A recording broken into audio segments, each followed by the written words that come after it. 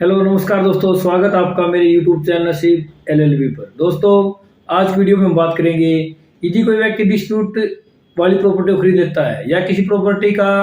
किसी न्यायालय में कोई केस चल रहा है और वो व्यक्ति उस प्रॉपर्टी को किसी तीसरे व्यक्ति को बेच देता है, तो उस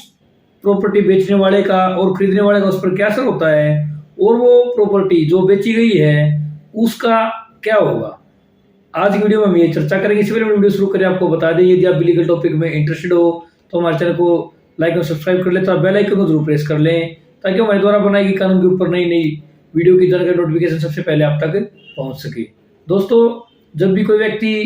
कोई प्रॉपर्टी खरीदता है जिस पर डिस्प्यूट होता है या कोई न्यायालय में उसके खिलाफ केस चल रहा होता है, तो ऐसे में जो व्यक्ति वो प्रॉपर्टी खरीदता है उसका और उस प्रॉपर्टी के ऊपर बेचने से उस केस में क्या फर्क पड़ता है, आज की वीडियो में भी चर्चा करेंगे। दोस्तों, जब भी कोई व्यक्ति डिस्प्यूटेड प्रॉपर्टी खरीदता है और खासकर ऐसी प्रॉपर्टी जिसमें किसी न्यायालय ने कोई स्टे ऑर्डर पास कर रखा हो, दोस्तों स्टे ऑर्डर दो प्रकार का हो सकता है, वो पोजेशन के रिगार्डिंग भी हो सकता है और एलिनेशन के रिगार्डिंग भी हो सकता है। दोस्तों, पोजेशन के रिगार्डिंग का ये मतलब है कि वो किसी दूसरे को कब्जा नहीं दे पाएगा, और वो एलिनेशन के रिगार्डिंग है तो वो व्यक्ति उस प्रॉपर्टी को फर्दर सेल नहीं कर पाएगा और आगे डिस्पोज ऑफ नहीं कर पाएगा। तो दोस्तों, यदि कोई व्यक्ति उस प्रॉपर्टी को आगे सेल कर देता है तो जो व्यक्ति प्रॉपर्टी खरीदता है उसका उस केस से क्या संबंध है। दोस्तों, इससे पहले हम इसमें बताएं तो हम इसमें honourable Punjab and Haryana high court का एक जजमेंट का हवाला देना चाहेंगे, जिसमें honourable Punjab and Haryana high court ने साफ साफ कहा है कि यदि कोई व्यक्ति ऐसी डिस्प्यूटेड प्रॉपर्टी खरीद लेता है और खासकर जिसमें स्टे ऑर्डर है तो उसमें क्या होगा। दोस्तों, सबसे पहले हम इसको आपका केस नंबर बताना चाहेंगे ताकि ये जजमेंट यदि आप किसी काम की है तो आपको काम आ सके और आपके केस में भी इसका यूज हो सके। तो दोस्तों, ये टाइटल है Sukhdev and others versus finance commissioner and others, और ये 3 रिट पिटीशन हैं जिनका नंबर है 2315, 2293 और 4003, जो साल 2015 की हैं और जिनका डेट ऑफ डिसीजन तारीख फैसला है 9 मार्च 2022। तो दोस्तों, इसमें भी एक ऐसी ही लिटिगेशन होती है और दो पार्टी के अंदर डिस्प्यूट होता है जिनका न्यायालय के अंदर मुकदमा चल रहा होता है और न्यायालय में उसमें स्टे के रिगार्डिंग भी ऑर्डर जारी किया होता है। उनमें से एक पार्टी आगे प्रॉपर्टी को सेल आउट कर देती है और जब लिटिगेशन के अंदर पार्टीज को पता चलता है कि उन्होंने किसी एक हिस्सेदार ने अपनी प्रॉपर्टी बेच दी है और तो दोस्तों, ऐसे में जो पार्टी इंतकाल के खिलाफ अपील करती है और ये कहती है कि जो अपील ये इंतकाल मंजूर हुआ, रजिस्ट्री हुई है, वो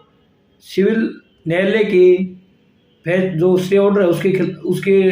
खिलाफ हुई है, तो ऐसे में कोर्ट उनकी अपील मंजूर कर लेती है और इंतकाल उनका खारिज हो जाता है। इसके बाद वो रिवीजन में जाते हैं और रिवीजन के बाद वो फाइनेंस कमिश्नर के यहाँ जाते हैं, तो वहाँ से भी उनका मुकदमा खारिज हो जाता है और वो रिव्यू भी उनका मंजूर नहीं होता। इसके बाद वो Punjab and Haryana high court के समक्ष आते हैं। उसमें जो वादी के वकील है वो ये कहते हैं कि यदि कोई व्यक्ति जिसका टाइटल क्लियर होता है वो उसको आगे अपनी प्रॉपर्टी को फर्दर सेल आउट कर सकता है, और उसमें यदि उसके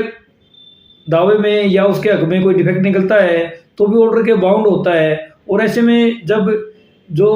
न्यायालय ने बात खारिज कर दिया, उनका स्टे ऑर्डर भी खारिज हो जाता है, तो ऐसे में एफसीआर का रिव्यू करना बनता है और उस इंतकाल को इस आधार पर खारिज नहीं किया जा सकता कि वो उस कोर्ट के फैसले के खिलाफ है। ऐसे में honourable Punjab and Haryana court ये कहती है कि यदि कोई व्यक्ति जिसका टाइटल सही होता है वो अगर फर्दर सेल आउट कर देता है और उसके कब्जे में मान लीजिए उसका कब्जा घट जाता है या उसका कोई कब्जे से हटा दिया जाता है, तो जो खरीदार उस प्रॉपर्टी को खरीदता है उस पर भी सेम रूल लागू होता है। और यदि मान लीजिए उसका केस के दौरान इसमें तो इस केस का खारिज हो गया था और यदि इसके अलावा यदि कोई केस पेंडिंग होता है तो भी यदि कोई व्यक्ति जो प्रॉपर्टी खरीद लेता है उसका